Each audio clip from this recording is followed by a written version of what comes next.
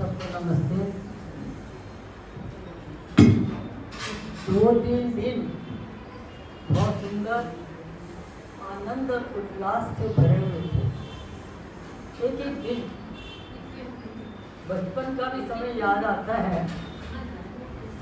15 अगस्त को होता था या 26 जनवरी को होता था, तो ग्रुप के ग्रुप प्रभात फेरियों के लिए 4:30-5 बजे निकलते थे। तो हम लोगों के दिलों में अभी भी वो संस्कार हैं। वो जो वंदे मातरम या जो भी ये लगाया करते थे, तो वो जोश आता था। क्यों? जब हमारा जन्म हुआ तो भी नई नई अभी आज़ादी मिल रही थी। 5-6 साल हुए थे जब हमें होश आया, तो वो संस्कार हमारे अंदर थे।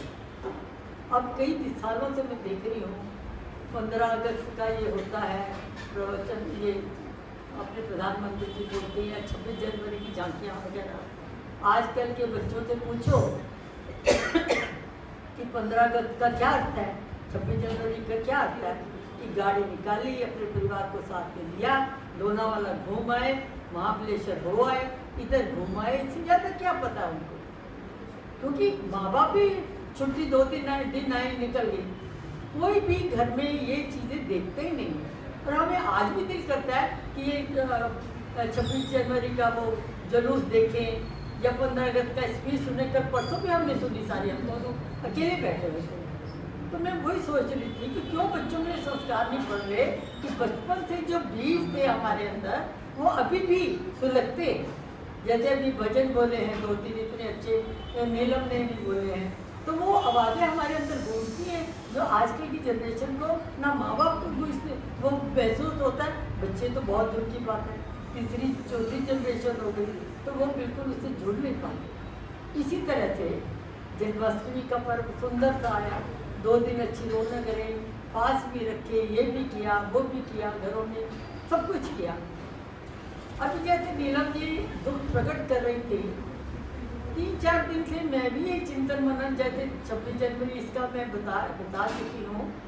जन्माष्टमी में पहले क्या होता था, टीवी ऑन करो तो कहीं अच्छे भजन चल रहे होते थे, कीर्तन हो रहा होता। आज रात को मैंने देखा सब जगह लाइटिंग वाइटिंग शोर शाह ये सब कुछ, और फिर राधे राधे राधे राधे हो रहा है। जबकि पूरे महाभारत में कहीं नहीं है, इवन इनकी जो किताब है पुराणों में या भागवत, उसमें कहीं भी राधा का नाम नहीं है। पूरी महाभारत मेरे पास 3-4 बार पढ़ चुकी हूँ मैं पूरी कहीं भी राधा का नाम चिंतन कुछ भी नहीं है। लेकिन आजकल के लोगों ने मिलावट करके, बीच में स्वामी दयानंद जी ने भी सत्याग्रह प्रकाश में दी है, और गाली और कितना दुख प्रकट किया है कि मुझे वो बंदा मिल जाए तो मैं उसका ये हाल कर दूँ कि किसने ये लिखा भागवत में इस तरह की बातें भगवान कृष्ण जी के बारे में, ये वो लिखा जो कभी भी सुनने लायक भी नहीं है। जो चीज़ें कई चीज़ें वो लोग, एक बार एक विद्वान मेरे पास आए थे किसी के साथ, ये कथा करने वाले। मैंने पूछा जी, पूछ लिया, मेरी तो आदत ही है बड़बड़ करने की। मैंने पूछा जी आप क्या आम जनता को क्या अच्छा लगता सुनना, या क्या सुनाते हैं? उन्होंने बोला जी एक तो मुझे ये सुनाना बड़ा अच्छा लगता है कि कैसे भगवान कृष्ण जी ने गोपियों के साथ रास किया, फिर कैसे उनके कपड़ों के बारे में, कैसे उनका ये हुआ वो हुआ, जो नेगेटिविटी थी उसको वो बहुत अच्छी तरह से हम करते। तो जनता को वही चीज़ें अच्छी लगती हैं, जैसे रास रचाया, यो किया, तो गोपियों के साथ डांस किया, ये किया। अब मैंने कहा स्वामी जी जो भी आप पंडित थे ये क्या थे, मैंने कहा जी आप जब वो गोपियों के साथ डांस करते थे, आपने उनसे ये भी बताया होगा कि जब गोपियों के साथ डांस कर रहे थे उनकी उम्र क्या थी, कितने वर्ष के थे, बचपने से भरे हुए थे, और वो सब मिलकर के अभी भी कहीं कुछ संगीत होता तो बच्चे नाचते तो अच्छा लगता है, और क्या सुंदर बांसुरी बजाते थे।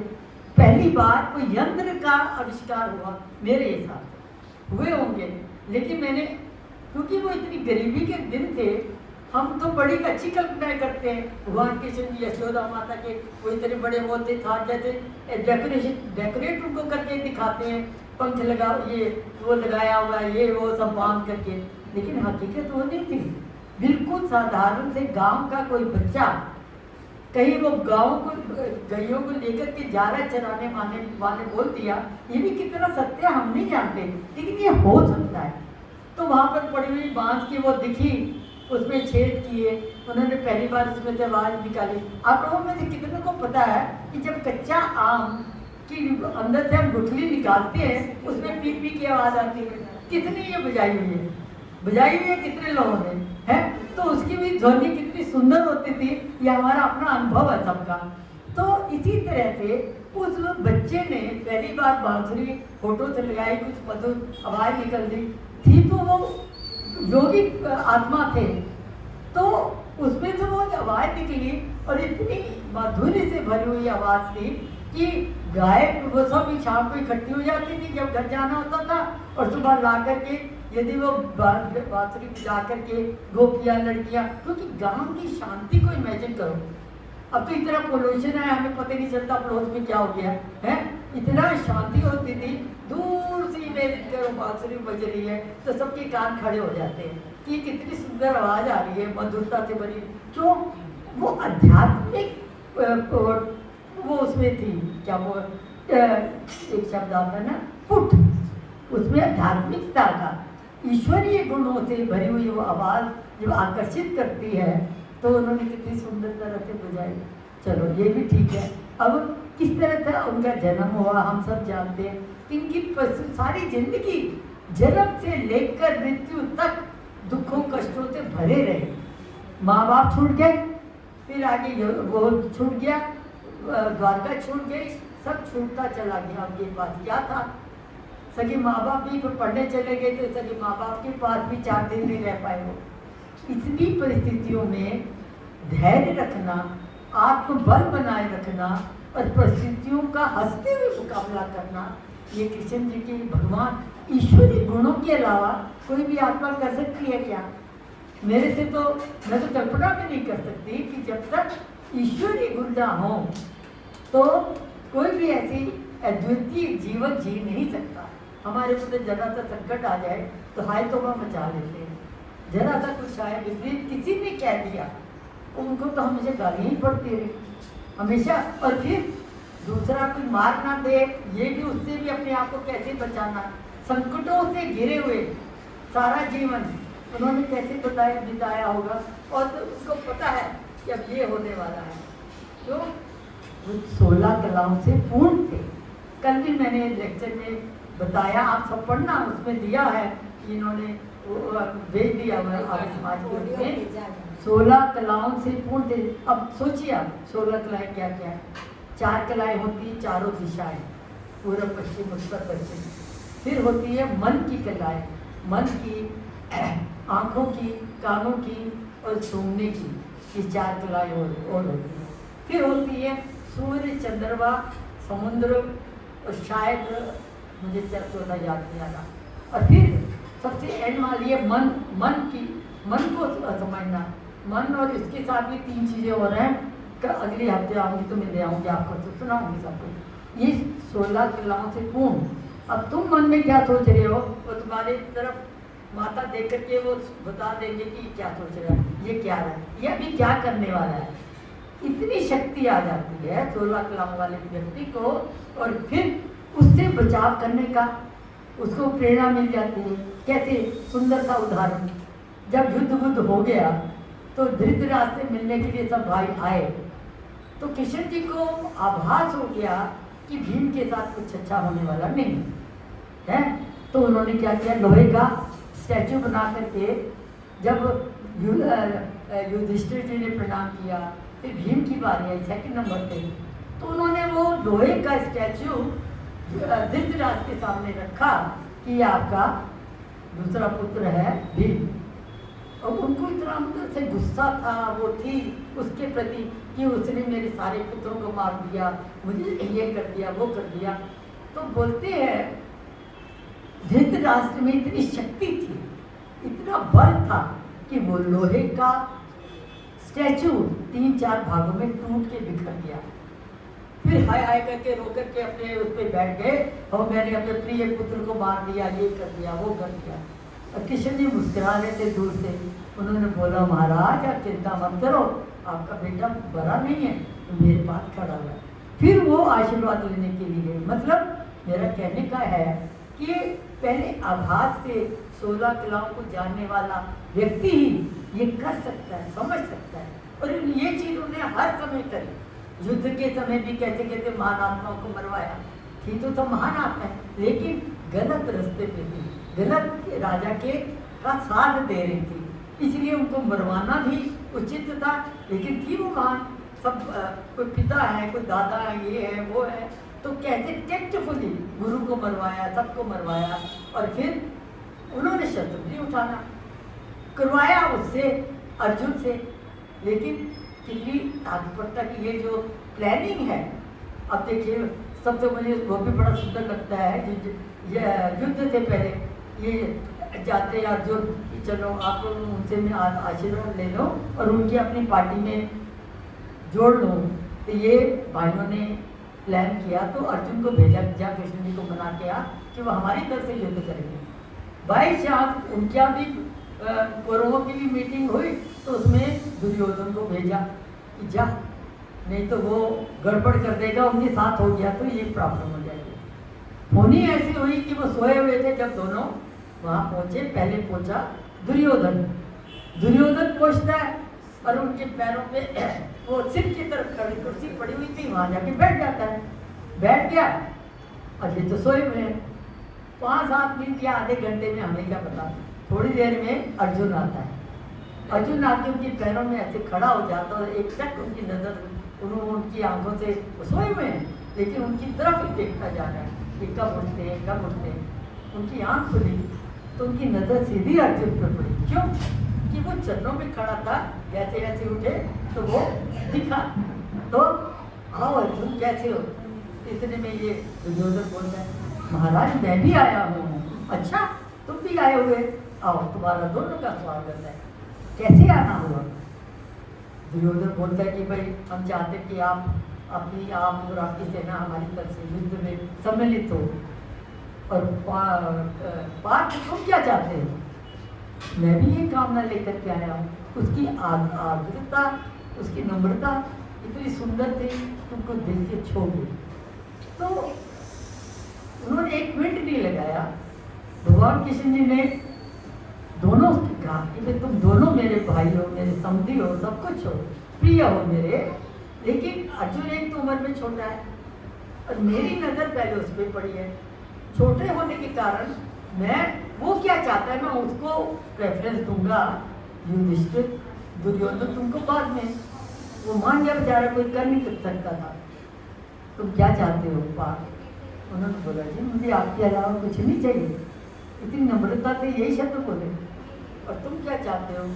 उसने शर्त रखी थी, या तो मैं निहत्ता एक के साथ रहूँगा और या मेरी पूरी इतनी सेना है वो अलग लड़ेगी। अब तुम दोनों को, तुमको दोनों को, दोनों में से क्या क्या चाहिए, क्या चाहिए, किसको प्रश्न दे दो। बेचारा मन में तो खुश हो रहा था दुर्योधन कि ये निहत्ता मेरे से मेरी क्या मदद करेगा, तो इसकी सेना ले लो, वही काम आ जाएगी, है ना।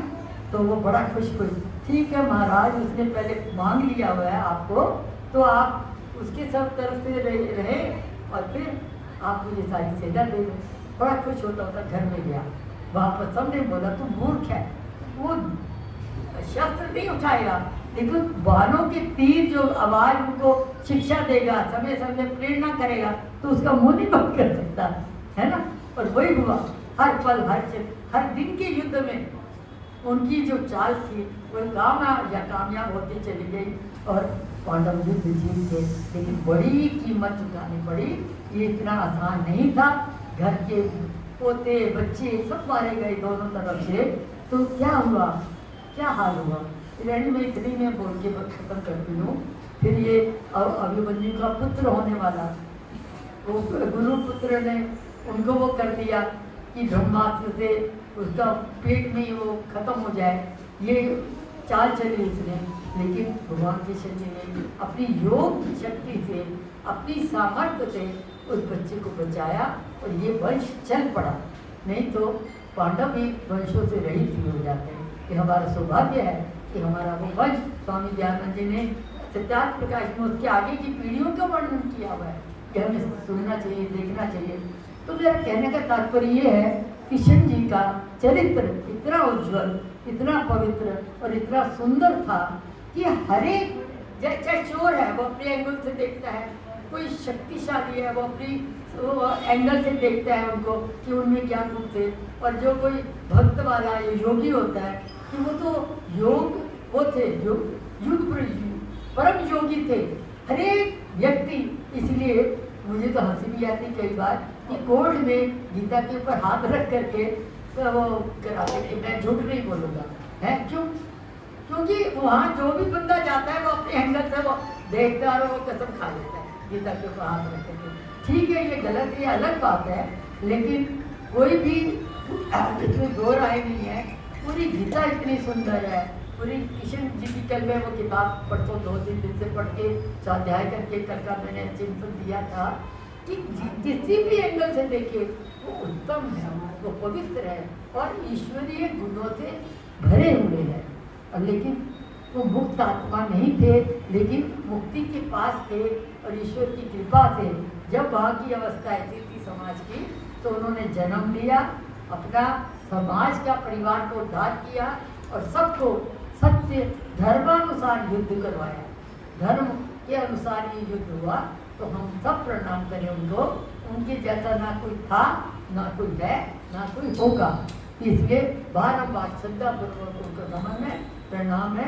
ईश्वर से प्रार्थना ये भी है, ईश्वर ऐसी महान आत्मा हमारे समाज में फिर से उत्पन्न हो, हमारे देश का उद्धार हो, हमारे परिवार घर का उद्धार हो, समाज का उद्धार हो। हे प्रभु देर मत करना, जल्दी से कोई ऐसी पवित्र आत्मा हमारे समाज में भेजा। तुझे ही धन्यवाद, तेरा ही धन्यवाद। ओम